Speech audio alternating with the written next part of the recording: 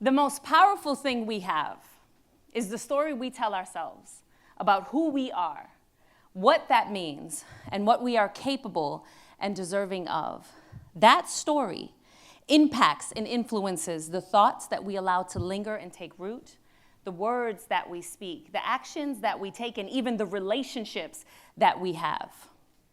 After a childhood full of abuse, a near-death accident that should have left me immobile, and a young adulthood filled with anger and depression, I am intentional about my story.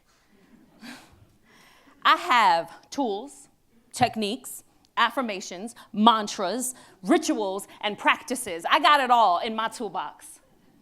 One of those practices is called radical acceptance. Now, when I talk, I usually don't define words in my talk, but today's an exception. I'm going to define the word because I want to make sure we're all on the same page. Radical means a sharp departure from the usual or the ordinary.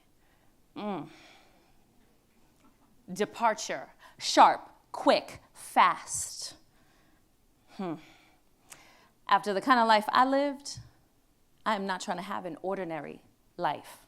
I'm trying to live an extraordinary life here and here. So I can live extraordinary here and here. Yeah. The more that I practiced radical acceptance, the stronger that skill became over time. And what I realized was, life will always throw a curveball. Life will always bring change. And life will always give you something unexpected and unplanned. And I found that I had a little more ease, and I could go with the flow. And not that fake kind of go with the flow, you know, like, I'm fine, everything's fine. And then I cry myself to sleep at night. No. Like an actual ease in my mind and in my body. Yum.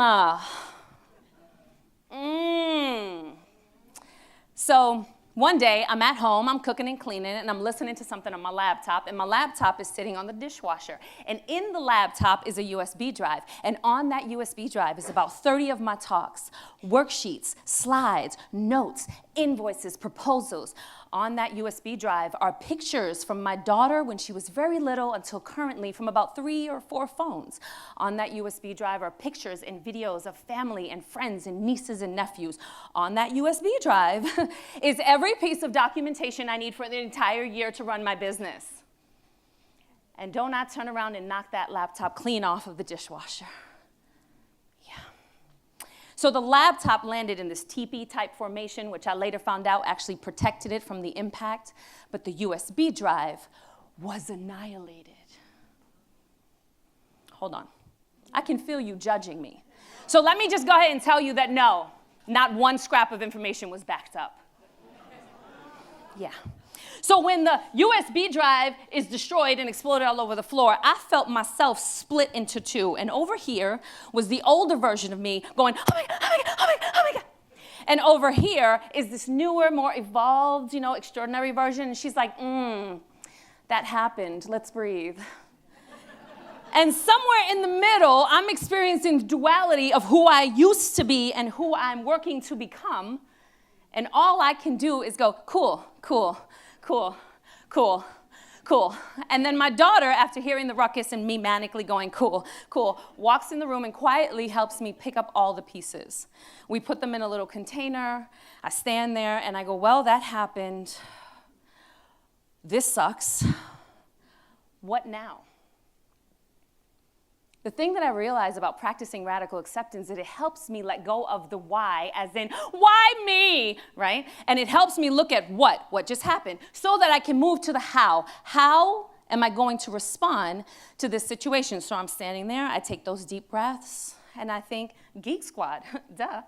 So I call Geek Squad, I make an appointment for later that evening. When I get there, I get to the counter, I hand the little container, the guy pulls it open, and he gasped with horror. He says, this is the worst thing I've ever seen, and there's nothing we can do. We don't do data recovery here. So we're going to have to send it out, and you're going to have to wait 2 to 3 weeks to find out an answer, and to even send it, you got to swipe your card and pay us $550. So I take deep breaths so that I can radically accept the new information.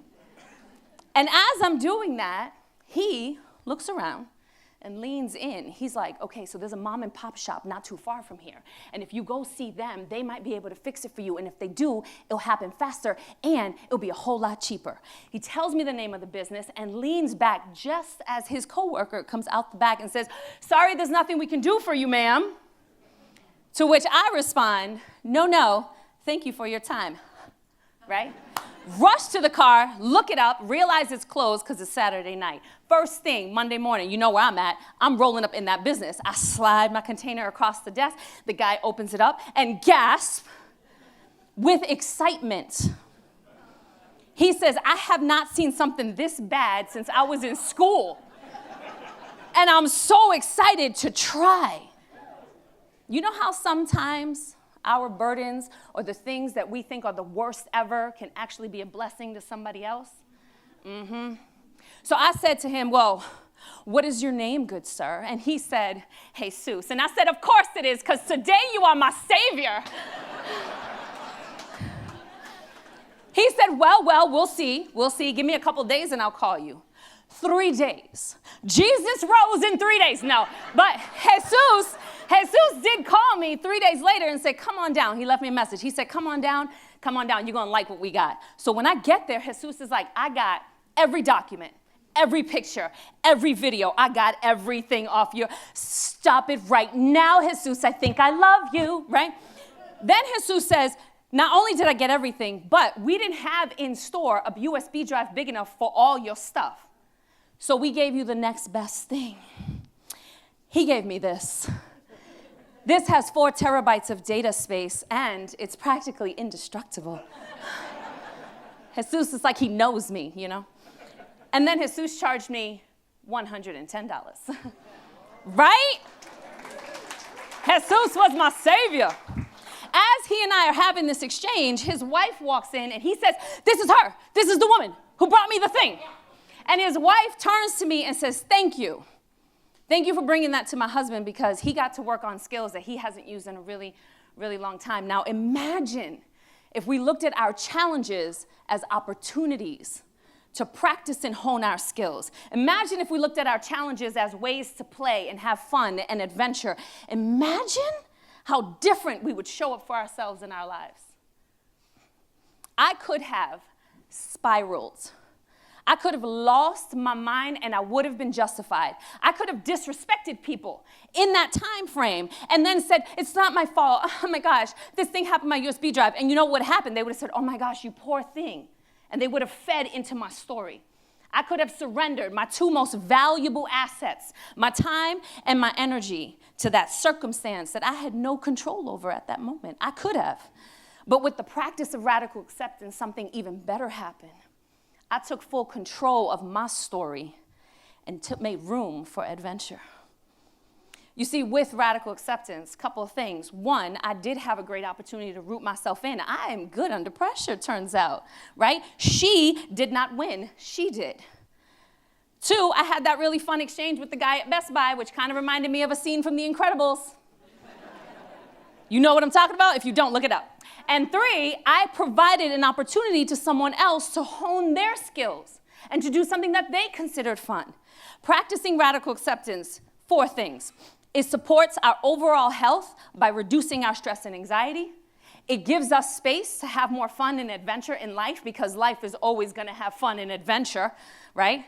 And it also gives us the opportunity to be more solution-oriented and to get there faster. But the most important thing that radical acceptance has done for me is it's given me the chance to empower my story.